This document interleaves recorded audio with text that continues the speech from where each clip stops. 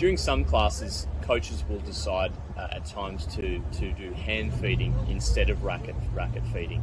And we think it's important for coaches to know the differences and maybe when to make that decision. So the first thing that we advise is when running a red ball class, it's actually the best time to use what we call the hand feed. So that's the coach having the ball in their hand, literally placing it in the exact area that the player needs to strike the ball. So for red ball classes, we encourage hand feeding instead of racket feeding because it increases the accuracy.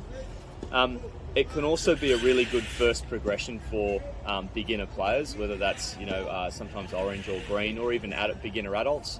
It can be a good first progression just to get the player really feeling the shot without any variabilities of bounce or any issues with the coach's accuracy of the feed. Hand feeding can also be a really good way to provide better quality feedback, particularly during private lessons where you're trying to make a technical change. If you're in close proximity of the player, you can communicate better. You don't have to yell from the other side of the net, and you can make changes to their grips or swings on the spot without having to walk down the other side of the net. So we often find that hand feeding can be a really good way of making technical changes or doing some coaching.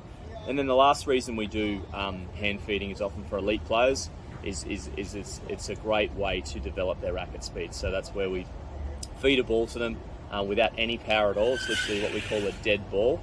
It's sitting there and they have to generate all their own power and spin on the shot. So that's another reason why we hand feed. But we think it's really important that coaches understand why we do hand feeding. We don't just do it for the sake of it. And probably the last point is just on safety, about safety. So when coaches are doing hand feeding to players, there's obviously a higher risk of the coach getting hit. So there are certain ways, it's really important that coaches stand to the side when they do hand feeding as opposed to right in front of the players. So keep that in mind when you're doing your hand feeding as well.